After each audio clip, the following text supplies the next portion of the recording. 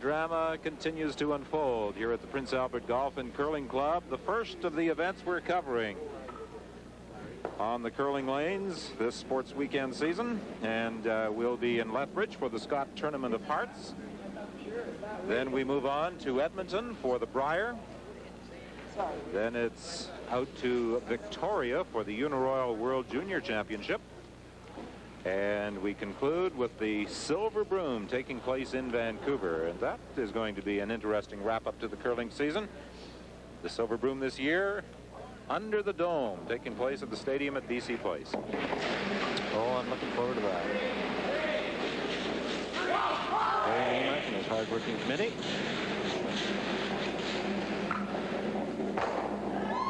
And of course, for New Brunswick here, James Sullivan wants to peel all the rocks, does not want a rock in play. Conversely, Wayne Madaw, Don, would like to get one out in front. He's got great 4-foot weight. We witnessed that in the 810. He would like to get one rock up somewhere in the center line so that he can utilize that great control of draw weight that he has. Well, it's going to be a tough task for Madaw to steal, because during round-robin play, this New Brunswick rank did an excellent job of preventing the opposition from scoring when they had last rock. Only 4 points were stolen against them. Ooh, that's amazing percentage. Good defensive curling. And, you know, the ice runs very straight. It's very easy to peel rocks off. The shooter gets a lot of spin to it. Danny Alderman wasted a little time in going after that center guard. And he's got it.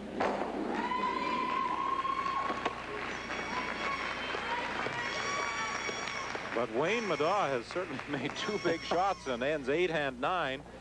A cold draw to the 4-foot against 2. He was just fractionally short. Gave up just 1, and then a triple kill on the 9th. To get 1. To get 1. The unfortunate part of it. He was very close to getting 2. Look at the shot he made in the opening end. Oh. You know, you go back to that first end, it could have been game, set, and match right there. James Sullivan playing anybody else might have been 3 or 4 up, but this young Wayne Madaw hangs right in there, makes the big shots. Team playing very well.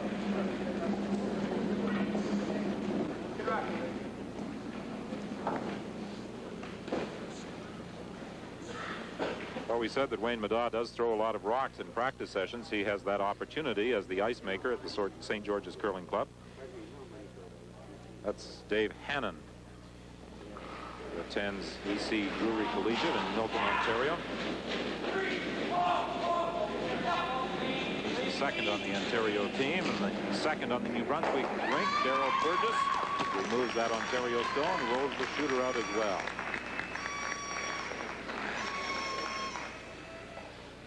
And Wayne Madaw, through this whole end on, will throw up. He'll throw up 7 guards, hoping for 1 nose hit and try to get a little bit of protection out there and draw one around. But he'll throw it up 7 times.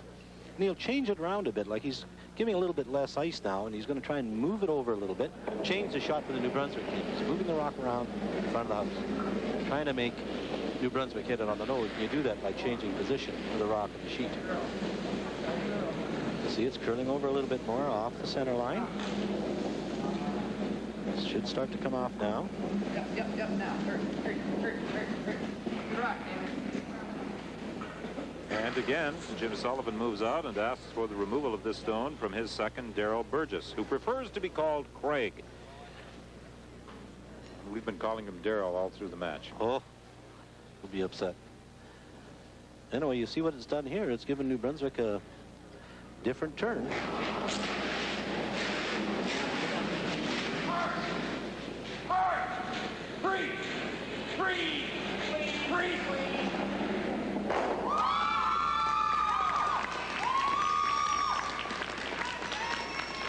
Well, we've witnessed some very entertaining curling this afternoon in both the Pepsi Junior Women's Final and this Pepsi Junior Men's Final, and we just hope it continues during the Scott Tournament of Hearts in Lethbridge, the Labatt Brier in Edmonton, the Uniroyal World Junior in Victoria, and the Silver Broom. The World Championship from Vancouver as CBC Sports Weekend continues its extensive curling coverage. And you'll see once again Wayne Madon went over the other side of the center line, changing it around again. Now he may force James Sullivan to play the out turn down here. Just hoping for to get any kind of a hit, any kind of a rock out in front that they could hide behind. As we said earlier, this championship rink, whoever it might be, New Brunswick or Ontario, will represent Canada at next year's Uniroyal World Junior Championship in Fusen, West Germany. And either rink would be a worthy representative. Oh, yes. Two tremendous rinks, and you can see why the competition is so keen here and so even all week. Oh, here's one that's a little bit on the outside. Oh, he's got a corner of it. Charlie Sullivan. Oh, no. It fell out a bit, Don, because it looked like coming down about halfway down the ice. He had a corner of it. But just that extra weight, and she stayed right there. And that was the advantage of moving the rock around. Changed the turn. Now, opportunity knocks for Ontario. And Wayne Madon has decided to go into the rings with the stone by Peter Corner. He's going to make it as tough as possible for him, and he should know this path, because this is the path in the 8th end that he took to against two New Brunswick rocks. You know, as I said earlier, they love fighting from behind. They like adversity. Look at this rock. It's a long way out there. He's well by the guard. He's got a lot of weight. Ooh, look at that rock slide. It is going to be back 8 foot and wide open. Not much cover. What would have been the ideal position? Oh, right in front of the 4 foot, just biting the 4 foot dead behind the guard. So is this a bit of a reprieve for Sullivan? Well, it really is, you know, and I'm surprised he's playing the in turn. Don, if he throws a little bit inside, he may clip that guard off, but I'd be more concerned about the guard up in front as opposed to the one that's in the back of the 8. Pretty good weight from Charlie Sullivan again. Again, they have to brush it, trying to get it past that guard.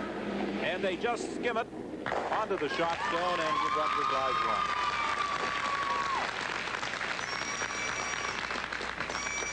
Well, really, that doesn't bother Wayne Madon from Ontario, because that offers a little bit of backing. He wants to put the rock in behind cover. Here's the guard that he wants to get by, but he wants to put it in this area here, in front of the tee line, behind that long guard. This is of no consequence to him at all. And he learned from the way Corner threw his. He might have been a little bit outside because it ran fairly straight for him. He knows this ice. He knows his draw weight. And he's going to completely ignore that one behind the 4 foot. He wants to drop it in around the guard in front of the tee line. He wants to make sure that he shot rock. Look at that rock hang out there. He's got good weight, but the rock is not pulling for him. Now they're going to try and freeze it down. They know they're not going to do it. Now they're going to freeze it.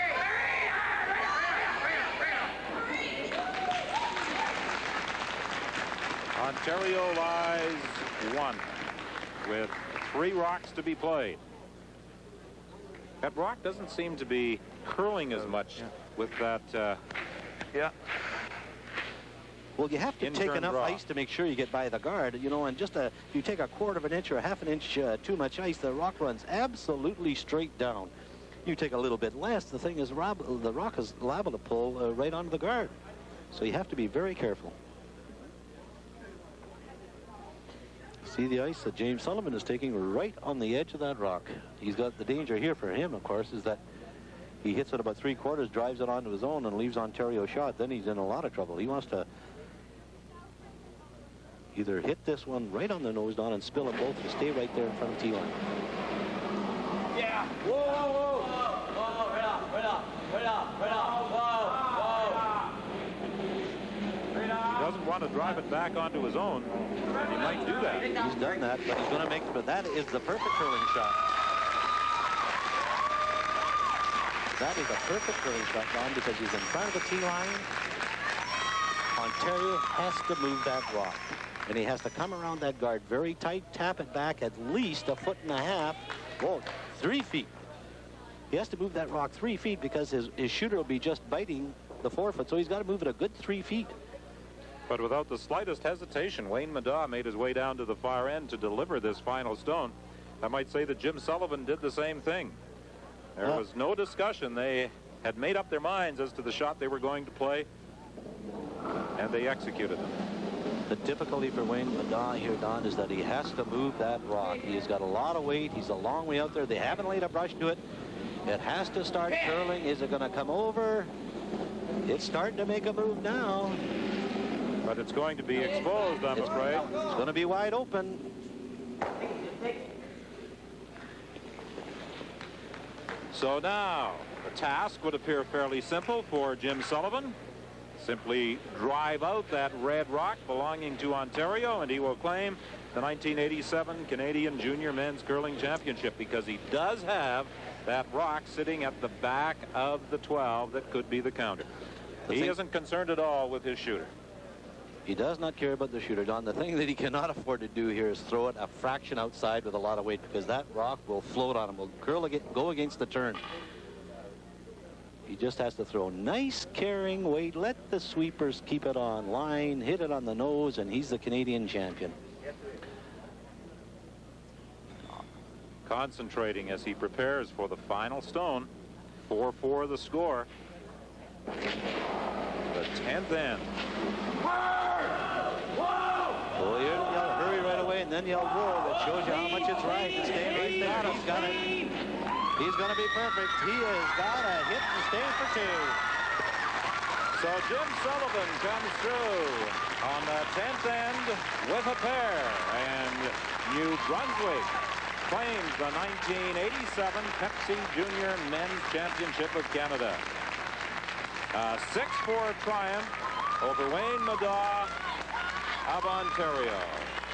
Disappointment for the Ontario curlers, but it was a most entertaining game. They played extremely well. And now the New Brunswick curlers will go on to represent Canada at next year's Uniroyal World Junior Championship in Fusen, West Germany. Standing by down at ice level as a disappointed Wayne Madaw looks on is the new champion. Congratulations, Jim Sullivan. Thank you very much. Can you relax now, or is that adrenaline still flowing? I won't relax for about a month. Tell us about that final shot. You concentrated in the hack. What was running through your mind? I was just making sure I hit the broom and not to pump up my weight like I usually do. Is that a tendency of yours? Yeah. Of course, you had the advantage of having that one rock at the back of the 12. Yeah, I knew that as long as I got it out. I was just worried about punching it back onto that one. Let's go back to the 9th end. I think you'd like to throw that final stone over again. Oh, for sure. I thought I set him up for the triple and a deuce. Yeah. James, I thought your first rock was probably the best shot that you played of the 2. While this was an open hit, that first one where you rolled to in front of the tee line was a great shot. You mean the one in the 10th? Eh? Yes, and the one in the 10th. Yeah, yep. I was trying to punch it back and try not to hit out my other one, but it worked out good just the way it went. You think there might be a bit of a celebration back at the Capital Winter Club in Fredericton tonight? Oh, I hope so. Well, congratulations to you, Jim Sullivan, Charlie Sullivan, Craig Burgess, and Danny Alderman, the 1987 Canadian Junior Men's Curling Champions. And in this championship game, both Ontario and New Brunswick curled extremely well at 76%, but that man, Jim Sullivan, is the new champion.